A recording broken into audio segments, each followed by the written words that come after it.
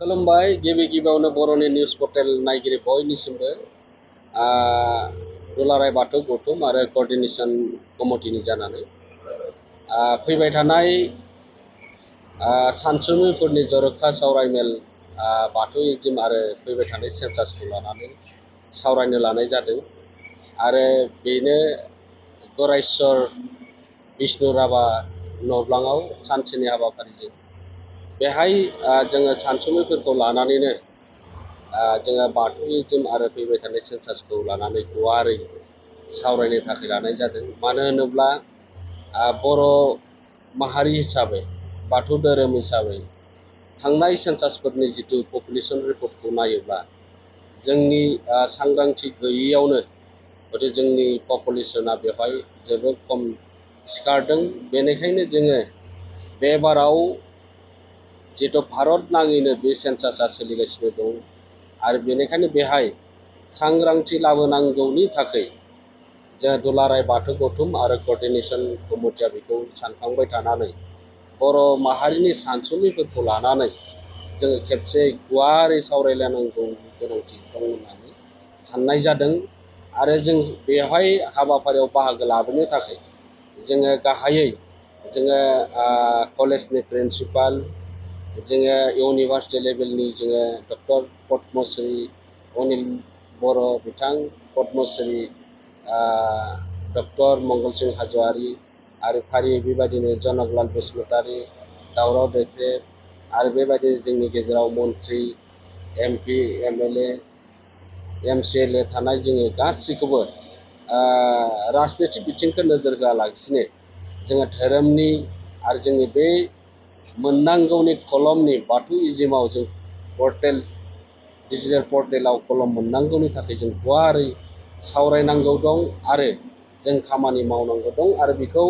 बुजिलांनांगौनि गोनांथि दं साननानै सानसुमैफोरखौ लिंनानै सावरायनाया गोनांथार होननानै सानलायनाय जादों। आरो बियो फैगौ 12 जुलाइ बेहाय जानो थांगासिनो दङ। बेनिखायनो खावलायदों बे हाबाफारियाव जोंनि जिल्ला आफाद, बियाब आफाद आरो ओनसोलनि गाहाय फोरोंगिरिफोरखौ लानानै एसोसियेट प्रफेसारफोरखौ लानानै माखासे दिनै बेहाय सानसुमैफोरखौ लिंनाय जादों। जिल्ला आफादनिफ्रायबो गोबां सानसुमैफोर बिथांमोना बाहागो लागोनखौ जोङो हांख्रायहरदों। दा बेबायदिनो जोङो बे हाबाफारिया जोंनि बाथौ धोरोमारिल' नङा, जोंनि बर' माहारिनि थाखाय मोनसे बे फैबाय थानाय सुबुं सानख'नाय हाबाफारियाव जाफुंसार खालामनो थाखाय जों बयबो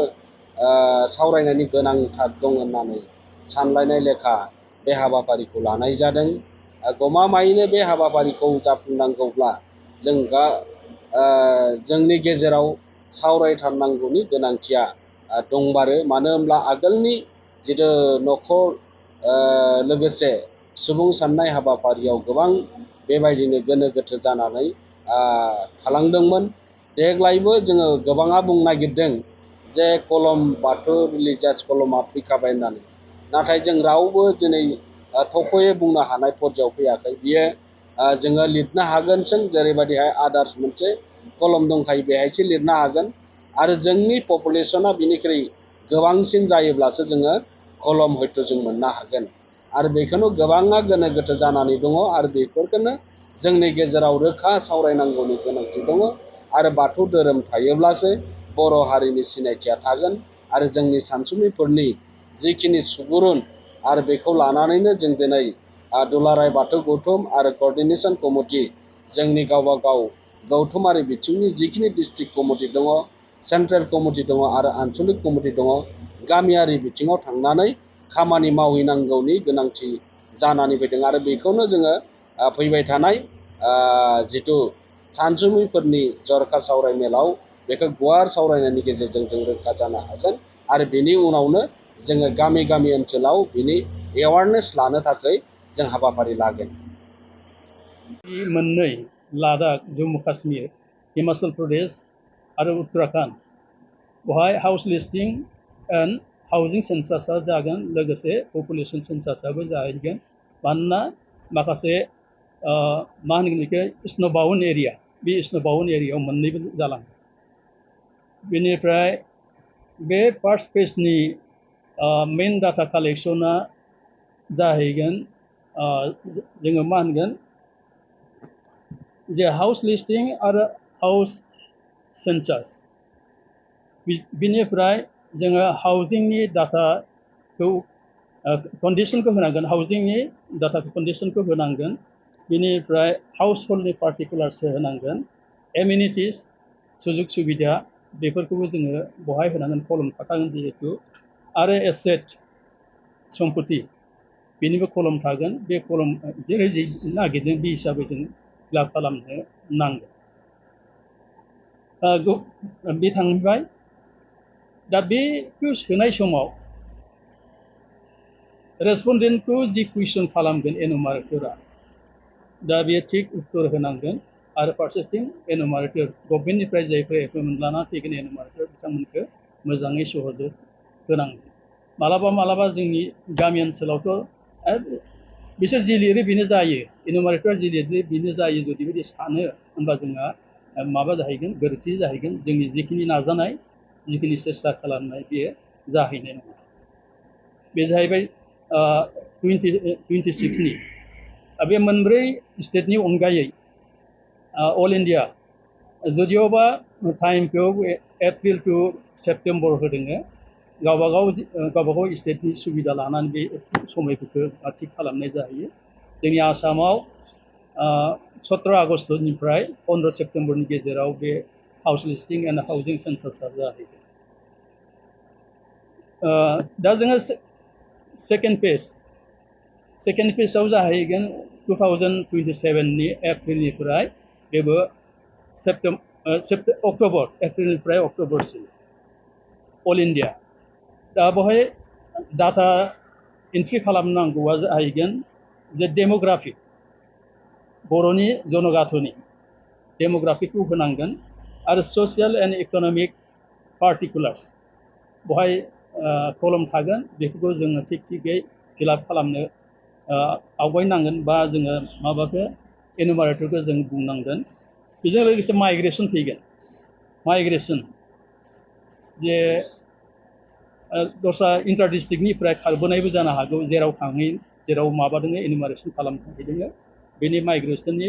डकुमेन्ट्सखौ दिन्थिनो हानांगोन जे माइग्रेसननि जेनेबा माइग्रेसन सार्टिफिकेट नङाबाबो बिनिफ्राय जों उथिनानै फैदों दा उथिनानै फैनायनि प्रमाना जोंना माबाया भटार आइडि सिगां हमनानै ला गवालपारायावमोन दा फैबाय ओरै मा होनो बाक्सा बे फैनायनि माबाखौ डकुमेन्ट्सखौ दिन्थिनो हानांगोन माइग्रेट जाबोनाय बेजों लोगोसे एजुकेसननि माखासे पार्टिकुलार्सबो होनांगोन एजुकेसननि पार्टिकुलार्स माने न'खरनि जायफोर मेम्बार दङ बिथांमोननि क्वालिफिकेसना माबायदि बेनि जिखिनि डाटा बिदों बे डाटाखौ फिलाप खालामनो नांगोन गासै एनुमारेसनखौ नैबे माबायाव 2027आव जागोन दहाय आं केरेक्टारिस्टिक्सआव बुंनाय जाहैबाय गासै एनुमारेसनानो जोबोद नोजोर होनांगौ बाथ्रा जादों नङाबा जों जेरोखोमनि माबा दोङो आसा खालामदों बे जाहैदों दा आसामनि गासै सिगांनि अभारअल जुदि जों माखासे सेन्सासखौ नायोबा जेराव असमियाफोरा गावसोरनि आसामखौ असमियानि रायजो होननानै बुङो बेवहाय बिसोर 50%निबो खम जानानै दङ माबाया जनसंख्या बेंगलिया 29 बेनिफ्राय मुस्लिम बेंगलि स्पिकार बिसोरो 21%। ओमफ्राय जोंनि बर'फोरनाथ' एसटिफोरना 12.4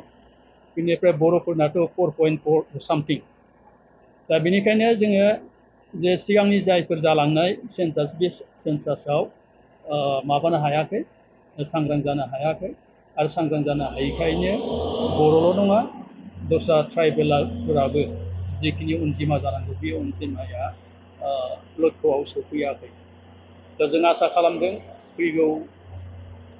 12 जुलाइआव बे बिष्णुराभा कमिउनिटि हलाव जिखिनि जोङो बुद्धिजिबिफोरनि गेजेराव बे आयदानि सायाव माबा दोङो जुनिया मोनसे सावरायनाय हान्थाय दोङो बाथौजिम आरो फैगौ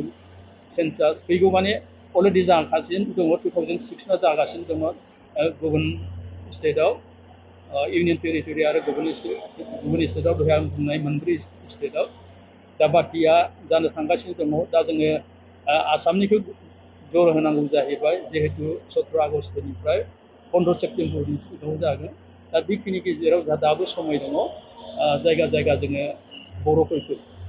सेन्सासनि सायाव जों मा होनो सांग्रांथि लाबोनो हागोनखौ आसा खालामो